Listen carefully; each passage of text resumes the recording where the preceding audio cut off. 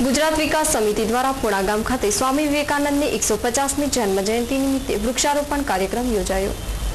ગરમી વધુ તીવ્ર બની છે, જંગલો નાશ પામી રહ્યા છે, ધરતીના પેટાળમાં પાણીના તળ ઊંડા જઈ રહ્યા છે।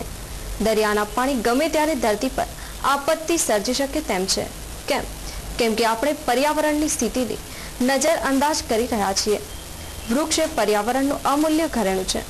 આવો આપણે સૌ સાથે મળીને સંકલ્પ કરીએ, पर्यावरणनी जाळवणी माटे घरमां सभ्य दीठ एक वृक्ष वावीए।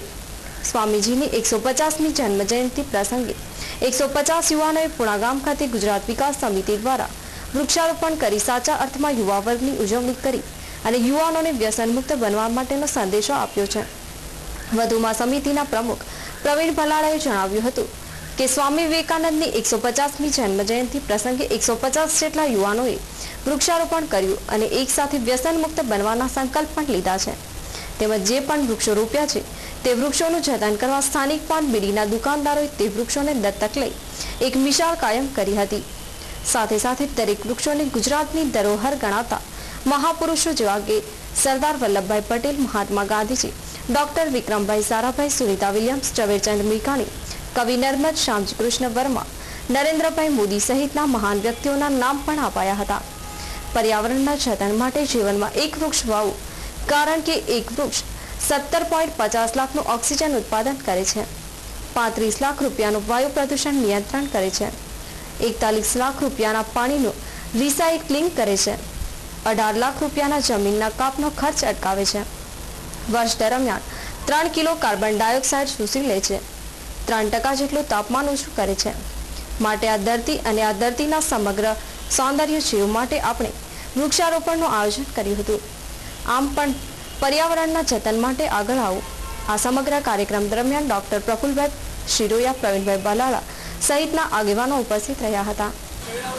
સ્વામી વિવેકાનંદની 150મી જન્મ જયંતિ પ્રસંગે આજે ગુજરાત વિકાસ સમિતિ દ્વારા 150 વૃક્ષોનું રોપણ કરાયું। તેની ખાસ વિશેષતા એ હતી કે દરેક વૃક્ષોને દત્તક અપાયા।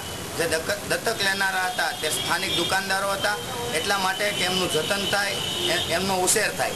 બીજી વાત એવી હતી કે દરેક વૃક્ષોને મહાન પુરુષોના નામ અપાયા, જેમાં ઝવેરચંદ મેઘાણીજી, વિક્રમ સારાભાઈ, નરેન્દ્રભાઈ મોદી, સરદાર વલ્લભભાઈ પટેલ, ગાંધી બાપુ, જલારામ બાપા, મોરારી બાપુ, આવા વિશેષ જે ગુજરાતના મહાનુભાવો છે એમના દરેક વૃક્ષોને નામ અપાયા છે।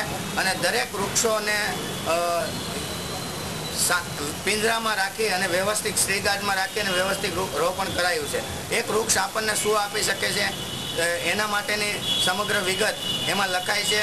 અને દરેક જગ્યાએ વૃક્ષારોપણમાં ખાસ કરીને એક વૃક્ષને વાવવા માટે દરેક યુવાનોએ વ્યસન મુક્તિના સંકલ્પ લઈ અને દરેક વૃક્ષને વાવ્યું છે। આપણે નારો આપ્યો છે કે વ્યસન મુક્ત બનો, વૃક્ષ અપનાવો, વ્યસન છોડો, વૃક્ષ વાવો। આ સાથે દરેક યુવાનોએ વ્યસન મુક્તિના સંકલ્પ લઈ અને વૃક્ષાનું રોપણ કરેલું છે।